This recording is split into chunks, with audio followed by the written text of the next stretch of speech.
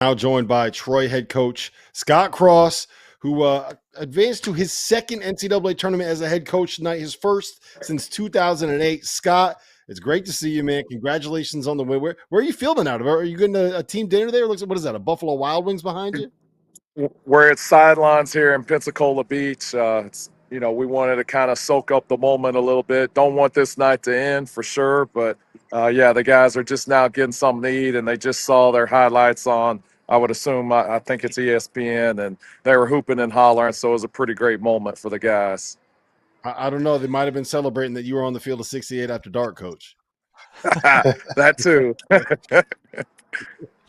So Coach, I'm a big fisherman. I know exactly where you're at. I fish up there. But so the tide turned, it looked like, they had momentum and you guys just came storming back.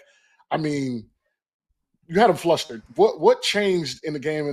Was there a moment in the game that just changed the momentum for you guys? Yeah, I called a timeout. It was probably around that mark, and I let the guys have it. We weren't being tough enough, physical enough. Darian Ford was being really physical with Tayton and making it difficult for him, and I felt like our guys were just kind of opening the gate and letting them get in the paint. We couldn't get a stop to save our life. I tried every possible, trick in the bag. We eventually went to our matchup zone, and we got a couple stops, and we put Theo Singh in there, and he was able to do a great job walling up, and all of a sudden, Tayton's getting to the basket, scoring. Thomas, I think, got in a steal and a bucket, and the momentum just completely shifted. And then our fans gave us a huge boost. And of course, the good Lord shined on us. It's just surreal. I mean, it's been 17 years since I've been to the NCAA tournament. Don't take it for granted, and so super thankful that I have such a tough group of guys. Coach, 17 years. Think about that. The fact that you get an opportunity to do this at a place like Troy and lead this team back to the NCAA tournament. Talk about that and what it means to you and your family. Yeah, I mean, I've had a feeling for a long time that this team was special, that they could do it. We were talking about it in the press conference. We do a week-long defensive boot camp, and we're starting at like 5:45 in the morning, week-long, 2-on-2 defensive drills, no ball, 2 hours of just grind. I mean, it's a boot camp. And usually when you go in there, the guys are all sitting in a corner. They're not ready to go. They're dreading it. I walked in there, and I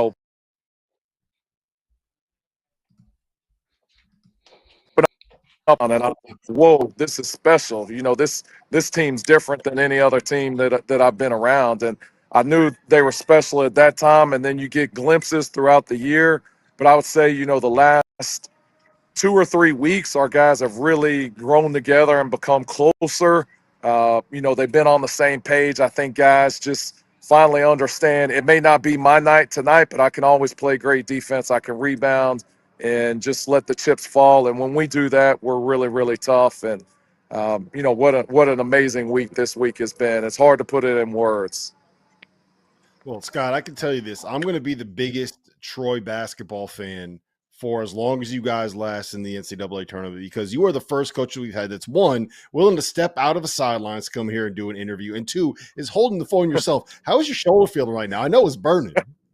Hey, if it's wobbling a little bit, it's definitely feeling a little bit of pain. But hey, it's worth it. You live for these moments. You work so hard and so close so many times.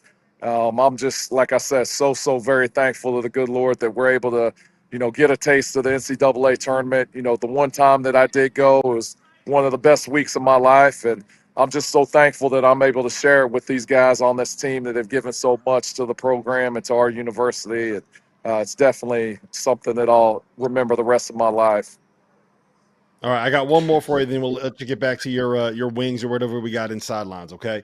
Tell me why. Give me the pitch. You got all the college basketball world looking at you. Why is Troy going to be able to pull off an upset in the first round of the dance?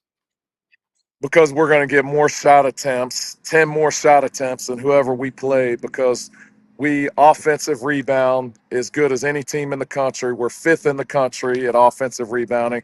We turn teams over at a high rate. I think we're top 50 in the country. We hold teams to low field goal percentage.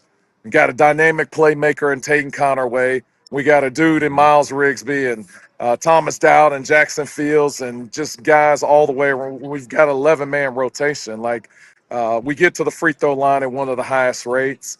I would think other teams would not want to play us. We know it won't be easy, but this team is definitely a team that's capable of going in there and upsetting somebody. Well, listen, man, congratulations on the win. Go celebrate. Go get your dinner. We appreciate you hanging out with us. And then, make sure you work that arm out a little bit. It's going to be a little stiff when you wake up. I'm definitely going to need to do some stretches. And I don't think our guys are going to class tomorrow. If that, I don't know if that helps. I heard y'all's last segment. So we're going to enjoy it. We are a great academic institution. Nor should they. No, they ain't going to class, Coach. Not doing that. Appreciate you guys. Man. Thank you. Congratulations on the win, man. That was awesome. The Trojans are not going to class tomorrow. That's the best news. I hope they were watching this and they were able to find out in that moment. They don't have to go to class in the moment, man. That was